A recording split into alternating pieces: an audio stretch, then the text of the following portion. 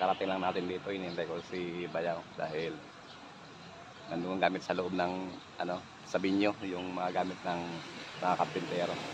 May dalawa na dito sila, yung dalawa na yung kapintero. So wala dito yung gamit na sa loob, kaya maghihintay po kami rito. Mamaya update mamaya pag na kung ano mang gagawin na naman dito. Basta ako magtatabas ako dito, yung mga damo yan, tabasin ko yan. Kasi Sabado ngayon, araw ng sahod ngayon ni Kapadyak. So mamaya update mamaya. Yun, tingnan nyo mga kaibigan, mga Kapadyak. Yung Toy Story, so may bubong na. Ayan o, may bubong na siya. Yan po ang ginagawa namin dito. Kasi ito tatabasin ko naman itong mga damo yan o. Kaya tatanggalin ko yung damo na yan. May tamaan ka soon! Dito tayo, ang ganda rito. Tingnan mo yung cottage o.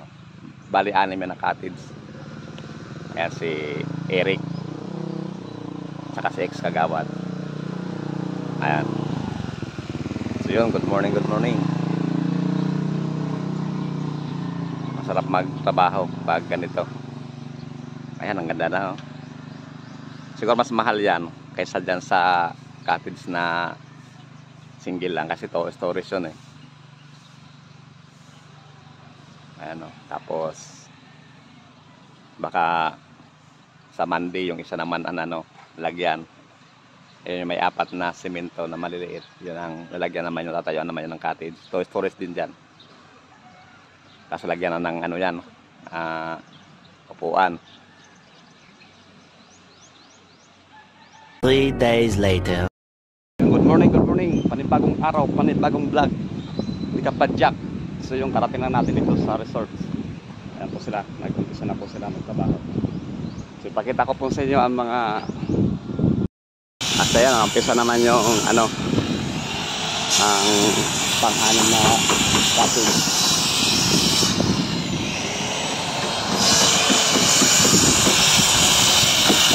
Paring Jomar. Seryoso si Jomar. Si Kagawad o. Shout out. Ayos na o. Umpisa na niya o.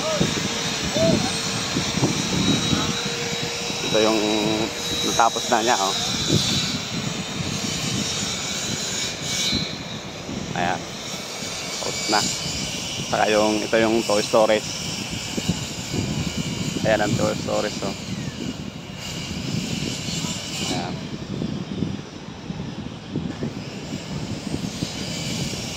2,000 years later.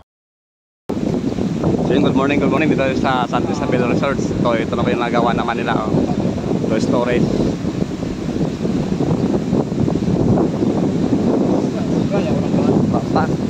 Pinantara yun din sa akin, kung malimutan naman doon ni Brian. Ayos na ha oh. Tara. Real na ho, i-open na.